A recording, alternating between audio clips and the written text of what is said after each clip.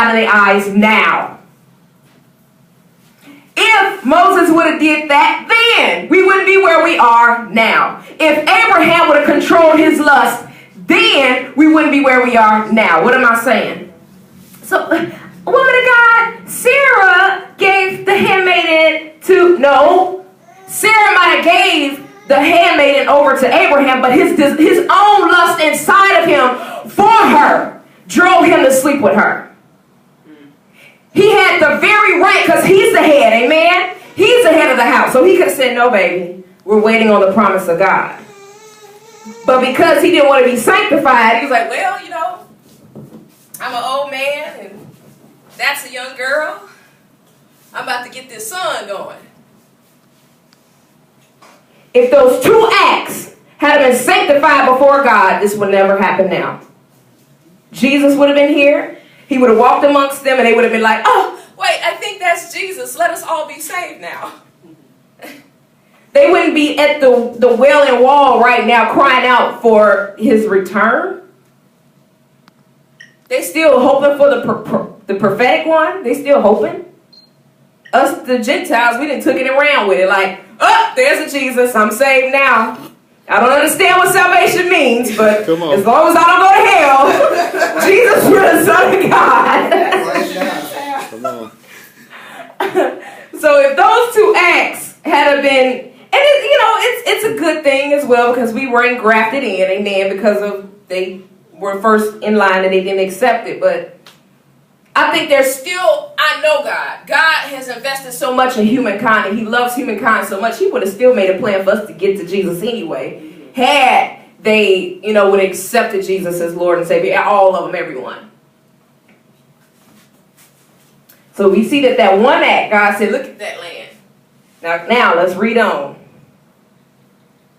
And he's getting warned, he's getting ready to pass.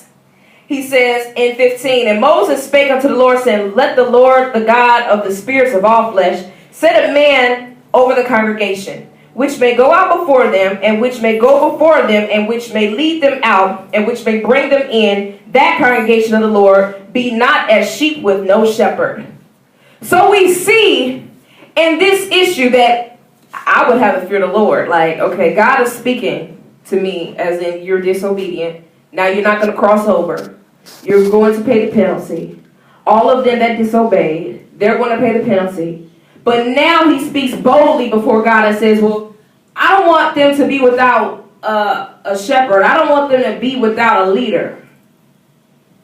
Let's see what God's response is.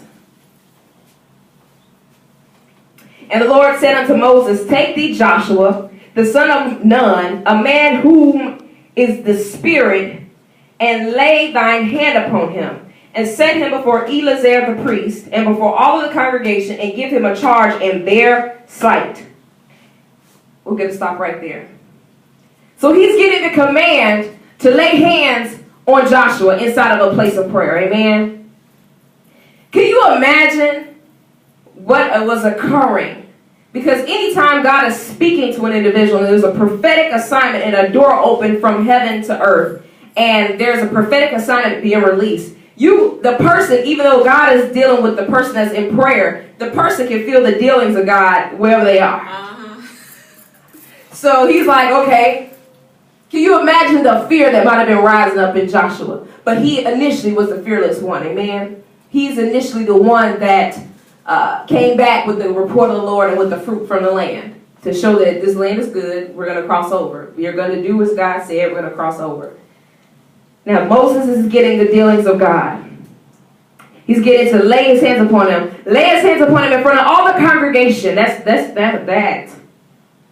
Can you imagine getting hands laid upon you in a crowd that numbers more than the sand on a beach? So they can see the charge of the Lord upon you? Is that not a place that could possibly produce fear? A lot of people don't like to speak in front of big crowds, let alone receive honor in front of big crowds. Especially in front of people that hate you now. Remember, he came back saying, this land is good. This land is where God has had ordained for us. And they picked up stones and began to hurl them at him. That's indicative of a violent behavior. That's indicative of hatred. That's indicative of a violent feeling. So could you imagine getting honor placed upon you in front of people that hate you? It's deep, isn't it?